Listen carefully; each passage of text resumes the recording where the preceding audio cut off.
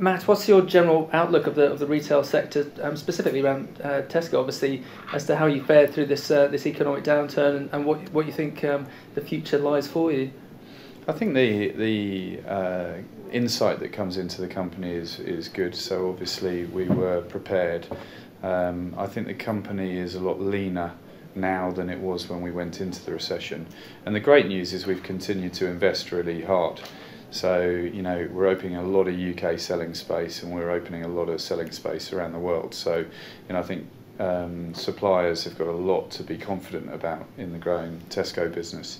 The reality is the markets have been flatter, and some of them have been in decline around the world, and that's been difficult. But I think we've generally been winning, and we've been winning through, you know, making sure that we're a lean operation, but we're delivering for customers.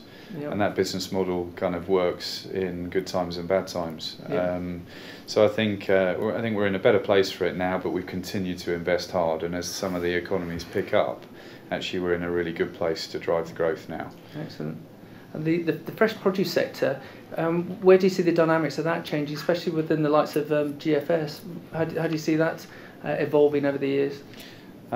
So I think we've got a really great opportunity to take a step back and look at how we source our produce, to try to get some real economy into the scale of the purchase, to make sure that we've really got the best suppliers, the best growers, and efficient supply bases coming into each of the markets, and that our country teams can focus more and more on selling more produce. Yeah, okay. And that's ultimately what it's all about. The more we sell, the better the economics look for everybody further down the chain. Yep, yep. So you know, this really, the group food sourcing initiative is how we build our capability to sell more produce. Yep. Okay. And so those suppliers who are aligned to Tesco and can see the benefits of GFS, the outlook for them?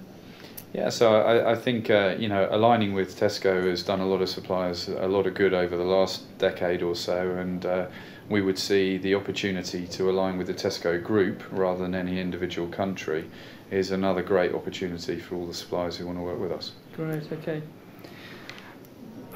Challenges. We've all seen challenges through this economic period as we've gone through it. What do you think are going to be the main challenges for Tesco for the medium long term, as well as the supply base that you're currently working with?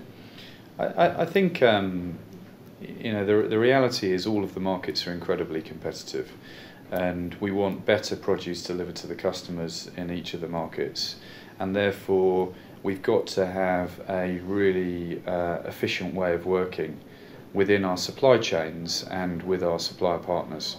So I see a couple of big changes there are in the efficiency of our inbound supply chains. Yep. Which to individual suppliers may seem to be efficient, but then when you look at the total, there's quite a lot of inefficiency actually in the way that we move product around. But I think also in the ways that we work with our suppliers. So I'm hoping that over the next few years we can work a lot closer with our key supply partners, and we can take a lot of the costs of variability, forecasting, orders, supply chain management, etc. We can take some of those costs out. Excellent. And on the basis that GFS works for Tesco and the supply chain, who's GFS actually a long-term benefit to? Is it to Tesco? Is it to the consumer? Is it to the supplier? Is it to the grower? Well, I think if we take unnecessary costs out of any of our chains, and if we improve the value that those chains deliver, then fundamentally the economics are on our side. Yep. You know, if we're growing our scale, we're improving our product, we're cutting our costs, then the benefits are going to be shared between Tesco and our key supply partners. Okay, so will we potentially see a better deal for the consumer in the actual physical supermarket, or will that be kept within Tesco itself? It's difficult to say that at the moment. I mean, ultimately we're here to give the consumer a better deal. Yeah, yeah. But you know, in itself that drives more volume, and that makes the economics of the thing better for everybody. So Tesco will always be a consumer-driven business, and that I don't see that changing in the future. Excellent.